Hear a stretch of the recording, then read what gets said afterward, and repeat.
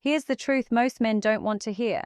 When a woman distances herself, it's not because she needs more from you, it's because she feels too much of you, in the wrong way. And the harder you try to fix it, the faster you push her away. If you don't understand this moment correctly, you lose her. But if you handle it right, this is exactly where attraction can come back stronger than before. Scarcity rebuilds attraction because human attention naturally shifts toward what feels limited, uncertain, or no longer guaranteed. When someone knows they have constant access to you, your time, your attention, your emotional availability, your presence becomes predictable. And predictability, over time, reduces emotional intensity.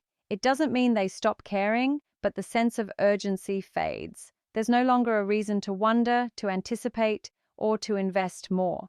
This is where many people make a critical mistake. They believe giving more will fix distance. In reality, over-availability often accelerates emotional withdrawal because it removes the tension that attraction depends on. When you create space, whether intentionally or as a natural response to someone pulling away, you reintroduce that missing tension. Your absence disrupts the emotional pattern they were used to. Instead of you being a constant in their daily experience, you become a variable again. This shift activates curiosity. They start to notice the silence, the lack of messages, the absence of your energy. And in that space, their mind begins to fill in the gaps. They think about what you might be doing, who you're spending time with, and why your behavior changed. This is not manipulation. It's a psychological response to uncertainty. The human brain is wired to pay more attention to what it doesn't fully understand or control. Scarcity also changes perceived value. When something is always available, it feels replaceable. When it becomes less accessible, its importance increases. The same principle applies in relationships. When you stop overextending yourself and pull back your constant attention, you signal that your time and energy are not unlimited. This doesn't just affect how the other person sees you, it also changes how you see yourself. You begin to prioritize your own life, your goals, and your emotional stability instead of centering everything around someone else's behavior. That internal shift is what reinforces external attraction, because confidence rooted in independence is far more compelling than attention driven by neediness. What makes scarcity powerful is not the act of disappearing, but the intention behind it. If you create distance out of insecurity or as a strategy to provoke a reaction, it often feels forced and inconsistent.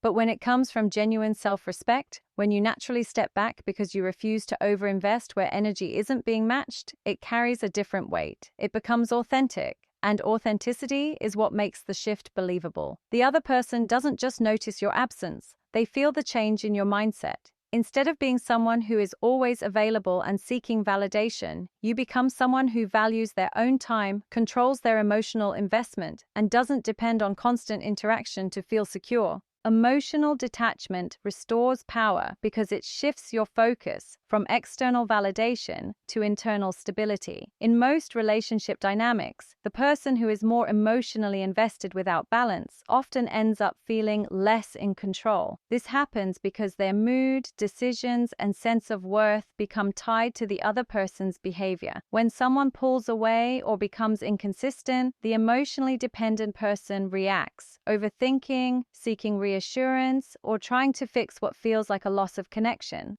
That reaction, although natural, reduces their influence in the dynamic because it signals that their emotional state is being driven by someone else's actions rather than their own grounded sense of self. Detachment interrupts that pattern by creating space between your emotions and the other person's behavior. It doesn't mean you stop caring or become cold, it means you stop reacting impulsively. Instead of chasing clarity, you observe. Instead of trying to regain control through effort, you maintain control through restraint. This shift is subtle but powerful. When you're no longer trying to force outcomes or secure someone's attention, your presence changes. You become more composed, more deliberate, and less predictable. And that unpredictability, combined with emotional stability, naturally draws attention because it contrasts sharply with neediness or overreaction. There's also a deeper psychological effect at play.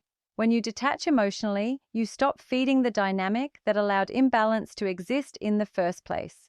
If someone was used to you always being available, always responding quickly, or always prioritizing them, your detachment disrupts that expectation. It forces them to reassess the situation. They can no longer rely on your constant emotional availability, and that absence of control often leads them to lean in, not because you're trying to pull them back, but because the dynamic itself has shifted. You're no longer operating from a place of seeking, you're operating from a place of choosing. Emotional detachment also reinforces self-worth. When you're not overly attached to a specific outcome, you naturally make decisions that protect your time, energy, and boundaries. You don't tolerate inconsistency, and you don't overextend yourself to maintain someone's interest. This creates a sense of quiet confidence that doesn't need to be expressed. It's felt through your actions.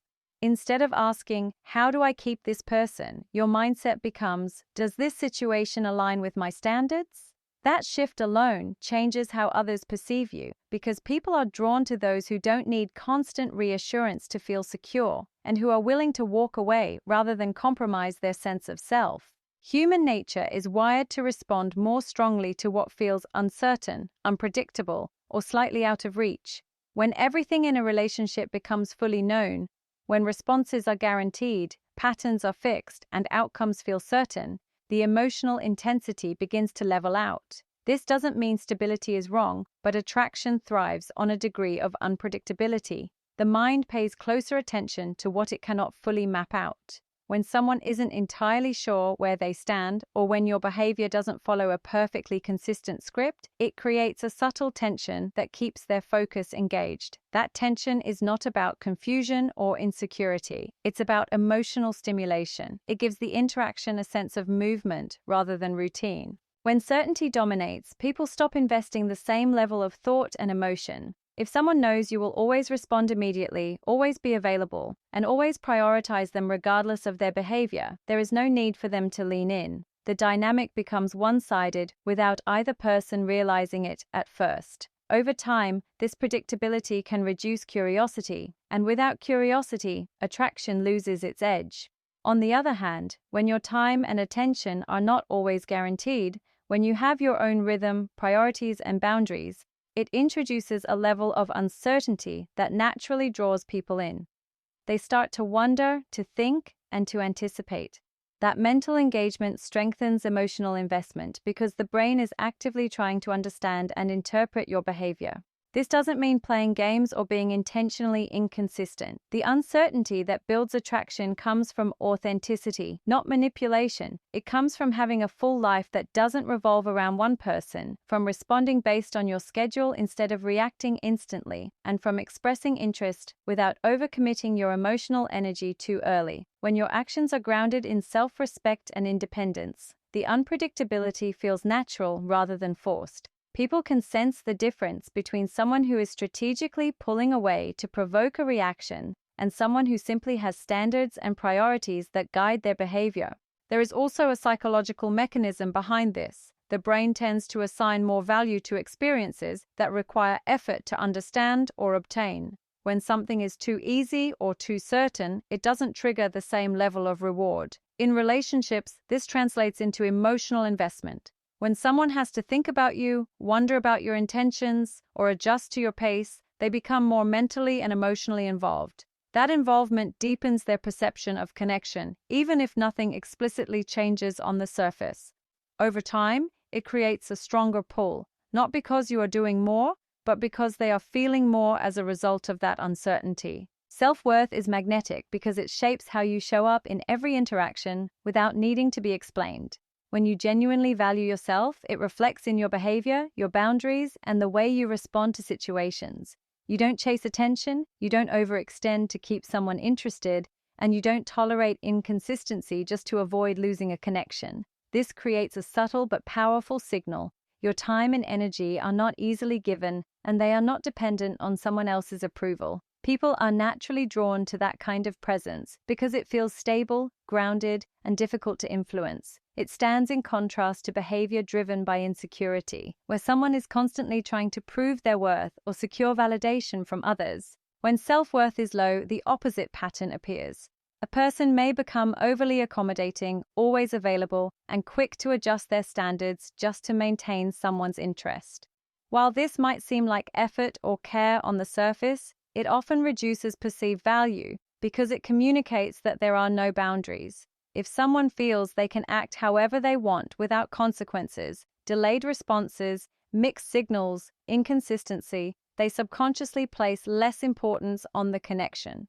Not out of intention, but because the dynamic itself lacks structure and self-respect. This is why trying harder doesn't always lead to better results. Effort without boundaries can come across as neediness rather than confidence. Self-worth changes that dynamic by setting a clear internal standard. You decide what behavior you accept and what you don't, and you act accordingly without needing to justify it. If someone pulls away, you don't chase to restore balance. You observe and adjust your investment. If someone shows consistent interest, you match it without overcommitting. This balanced approach creates a sense of emotional stability that others can feel. It removes pressure from the interaction because you're not trying to force anything to happen. Instead, you allow things to develop naturally while maintaining control over your own energy. There's also a deeper psychological effect. People tend to mirror the level of value they perceive. When you carry yourself with quiet confidence and independence, others instinctively treat you with more respect because your behavior signals that you expect it. You don't need to demand attention or prove your importance. It's implied through how you move and how you respond. Over time, this consistency builds trust and attraction, not through words, but through repeated actions that reinforce your standards. It shifts the focus from trying to be chosen to being someone who chooses carefully, which changes the entire dynamic of how relationships form and evolve. Emotional pressure pushes people away because it creates a sense of obligation instead of desire. When someone feels like they have to respond, explain themselves, or meet expectations to keep the peace, the interaction stops feeling natural and starts feeling heavy. This often happens when one person becomes overly focused on maintaining the connection, constantly checking in, seeking reassurance, or reacting strongly to small shifts in behavior. What may feel like effort or care on one side can feel like pressure on the other, especially when it limits their emotional freedom.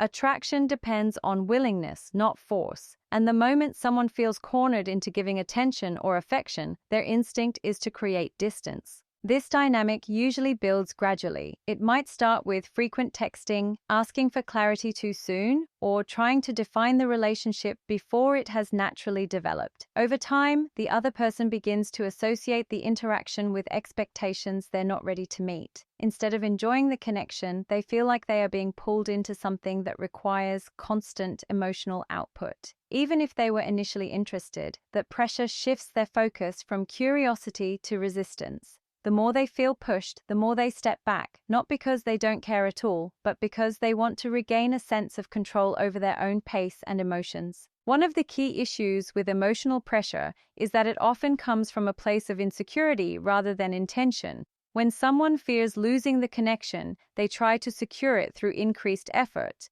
More messages, more explanations, more attempts to fix any perceived distance. But this creates a cycle where the more one person tries to pull closer, the more the other feels the need to pull away. It's not about right or wrong behavior. It's about how the energy is received. When attention feels demanded rather than freely given, it loses its emotional impact. People value what they choose to give, not what they feel forced to provide. Reducing emotional pressure doesn't mean becoming distant or uninterested. It means allowing space for the connection to breathe. You communicate clearly, but you don't over-explain. You show interest, but you don't overwhelm. You give the other person room to respond at their own pace without trying to control the outcome. This creates a more balanced dynamic where both people feel comfortable investing without pressure. It also shifts your focus back to your own emotional control, where your actions are guided by stability rather than urgency. When pressure is removed, attraction has the chance to rebuild naturally because the interaction becomes something they want to engage in, not something they feel obligated to maintain. Memory filters reality over time because the human mind does not store experiences as fixed, objective records. Instead, it reshapes them based on emotion, distance, and current perspective. When a relationship is active, especially during moments of tension or conflict, the brain gives more weight to immediate frustrations. Small issues feel larger, and emotional reactions amplify negative perceptions. This can make someone feel overwhelmed or disconnected, even if the overall relationship had strong positive elements.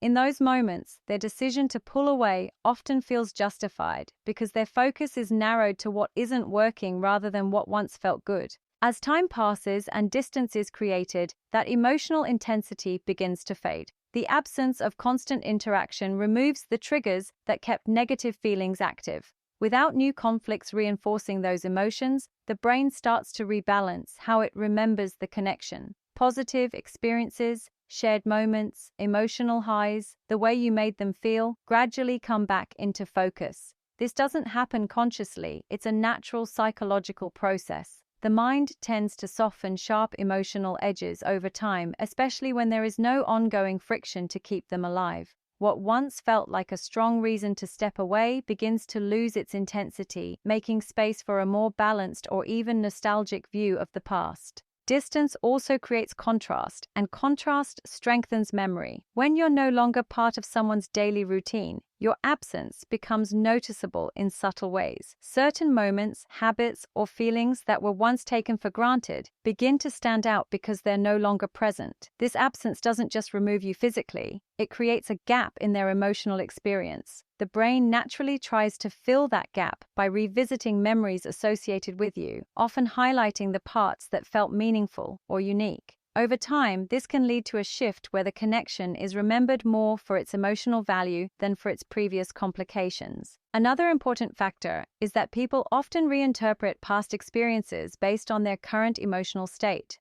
If they begin to feel calmer, more reflective, or even slightly lonely, their perception of the relationship can change. What once felt restrictive may now feel stable. What once felt overwhelming may now feel like genuine care.